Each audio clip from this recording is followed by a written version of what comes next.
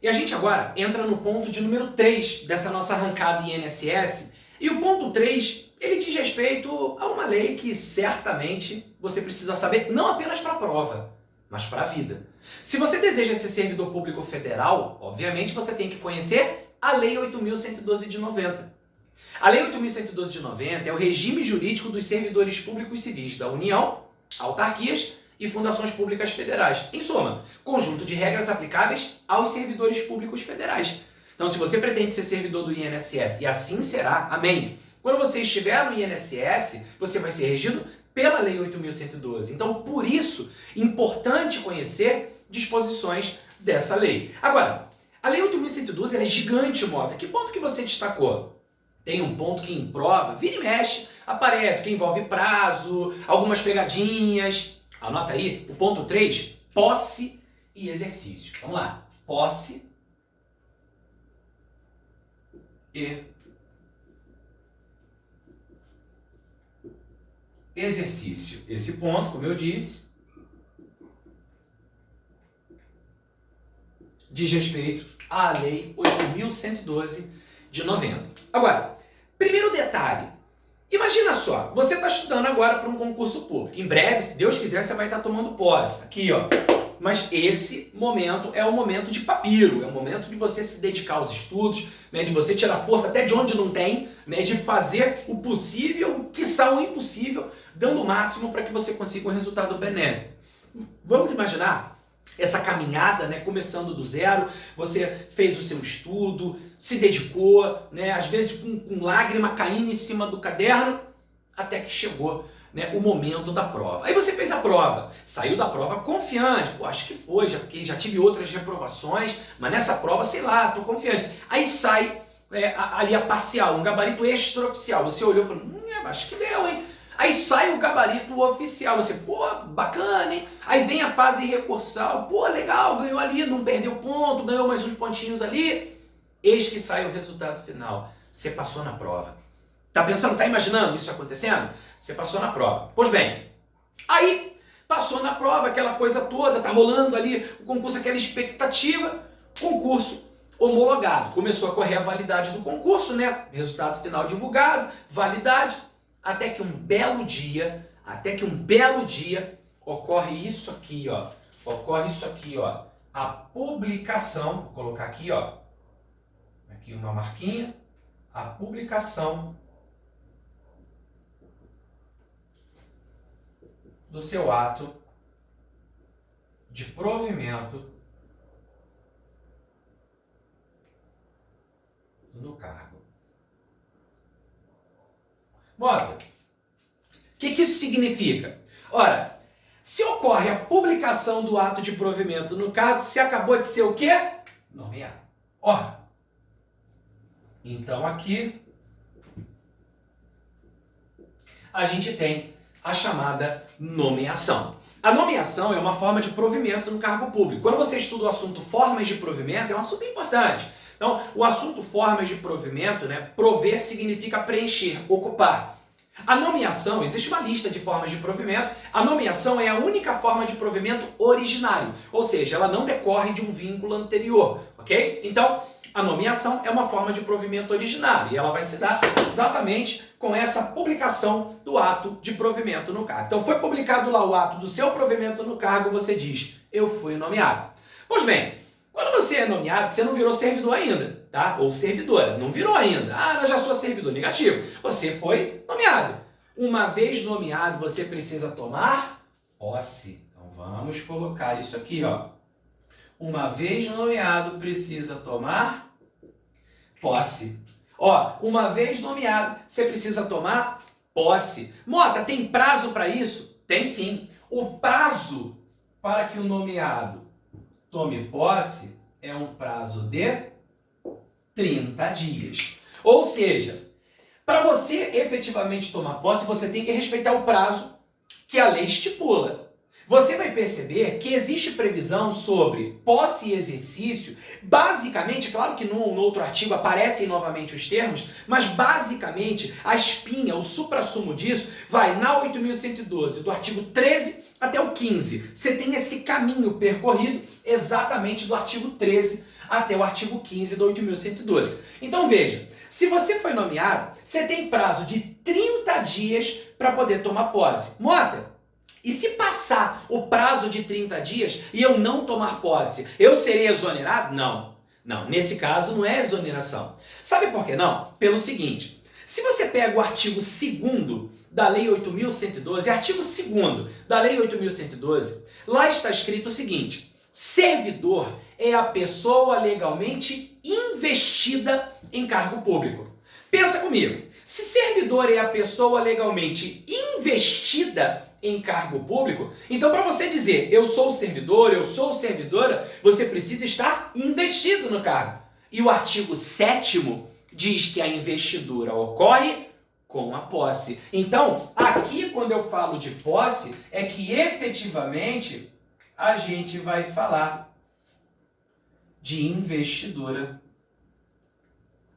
no cargo. A investidura no cargo se dá com a posse. Então, se ele coloca na prova assim, a investidura no cargo se dá com a nomeação. Tá errado. Depende da nomeação? Depende. Mas você só efetivamente se considera investido no cargo quando você toma posse. Enquanto não tomar posse, não pode dizer eu sou servidor. Não é não. Não é não. Servidor é aquele que está legalmente investido em cargo público. E a investidura só vai acontecer quando você toma posse. Aqui, nesse momento, vai acontecer uma formalidade extremamente importante. E que formalidade é essa, Mota? Eu vou até colocar aqui em azul. A assinatura do termo de posse. Só quando você efetivamente assina o termo de posse, aí sim você está investido no cargo, aí sim você é servidor. Então veja, pensa comigo. Se uma pessoa é nomeada, ela tem um prazo de 30 dias para poder tomar posse. Se ela não tomar posse no prazo de 30 dias, como é que eu vou dizer que ela vai ser exonerada se nem servidora pública ela se tornou? Ficou claro isso? Então, se foi nomeado, passou o prazo de 30 dias e não tomou posse, a pessoa não vai ser exonerada. A nomeação é que será tornada sem efeito. A nomeação é que será tornada sem efeito. O que significa esse nomeação, essa setinha tornada sem efeito? Significa que o ato de nomeação perde o efeito se passar o prazo de 30 dias da publicação do ato de provimento e a pessoa não tomar posse. Então, foi nomeado, passou o prazo de 30 dias, não tomou posse, a nomeação perde o efeito. O ato de nomeação será tornado sem efeito. Ficou claro?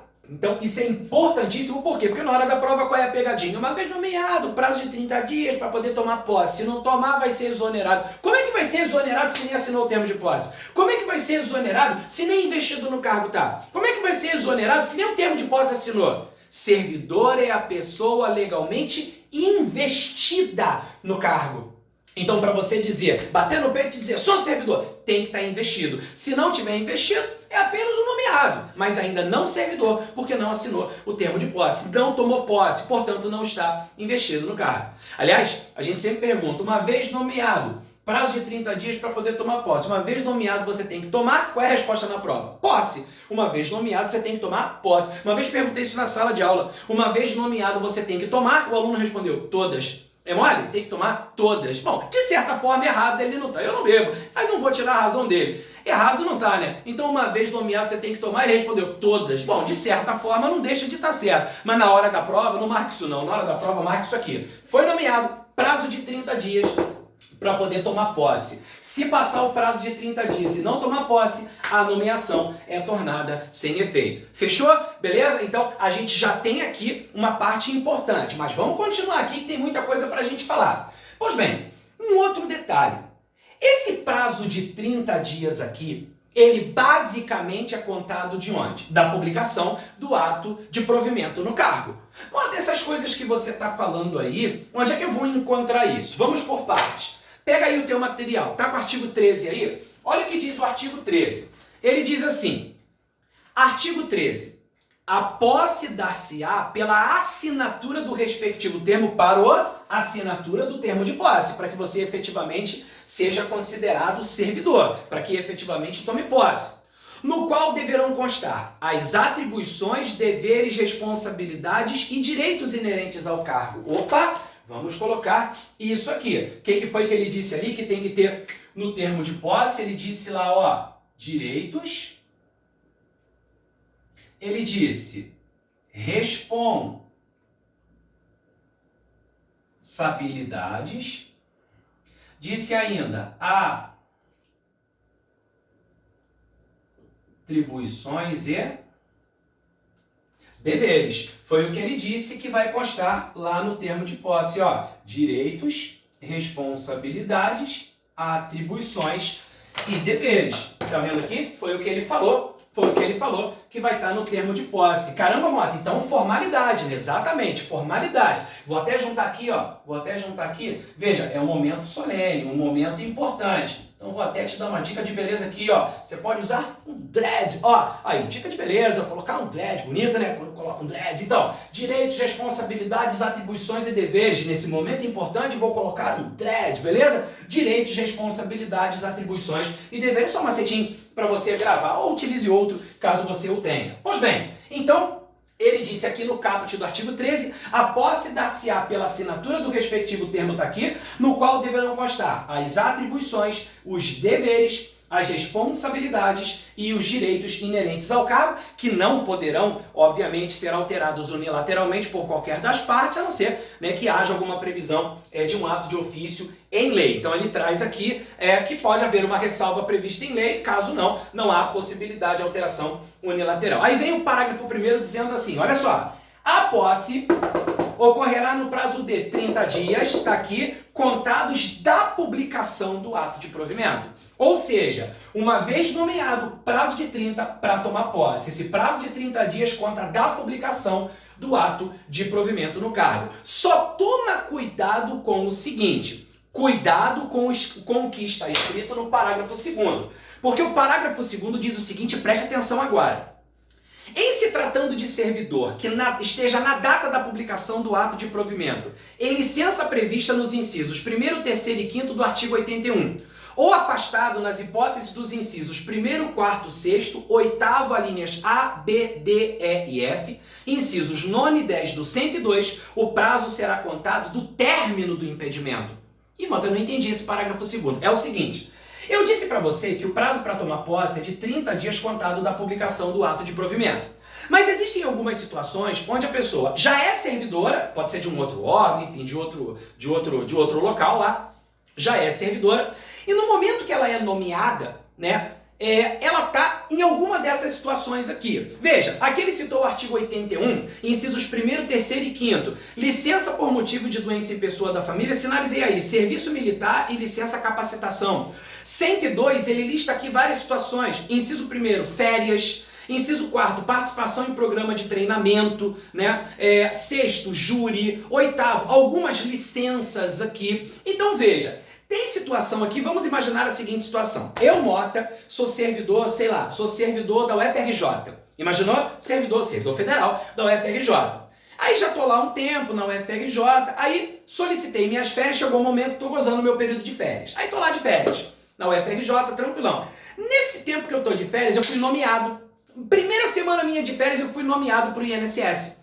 Aí imagina, eu tô esperando um tempão as minhas férias, a UFRJ concedeu as minhas férias, na hora que eu tô de férias, sai a nomeação, pô, vou ter que ir correndo lá, negativo. Nesse caso, você percebeu que ele citou aqui o 102, inciso 1º? Tá escrito aqui, férias. Ou seja, se eu tô na UFRJ, saí de férias, sou servidor federal, saí de férias, esse prazo de 30 dias para eu tomar posse não vai começar a contar da publicação do ato de provimento. Como é um dos casos especiais citado no parágrafo 2º, o prazo só vai começar a contar quando terminar o meu impedimento, ou seja, o meu período de férias. Imagina uma outra situação, né? A servidora Joaquina, servidora federal, imagina, ela é servidora federal, sei lá, servidora de um tribunal, mas o sonho dela é trabalhar no INSS. Aí ela entrou de licença gestante está aqui na lista também. Quando ela sai de licença gestante, ela foi nomeada por INSS que ela tinha feito a prova um tempo antes. Ela, ai meu Deus, e agora? Vou entrar em trabalho de parto trabalhando, não tem como? Calma, relaxa. Como ela é servidora e está de licença gestante, o prazo de 30 dias para ela não vai contar da publicação do ato de provimento da nomeação. Só vai começar a contar o prazo de 30 dias para ela quando terminar o impedimento, ou seja, quando terminar a licença gestante dela. E outras mais. Todas essas situações aqui que ele narrou nesse parágrafo 2º do artigo 13, todas elas, em se tratando de servidor, que na data, efetivamente aqui, da publicação do ato de provimento, estiver numa dessas condições aqui, o prazo de 30 dias não vai contar da publicação, vai começar a contar só do término do impedimento. Dá uma olhada nessas situações que eu já vi isso cair em prova. Bom, vou encerrar aqui esse bloco, tá? No próximo bloco a gente dá continuidade a isso aqui que a gente está falando.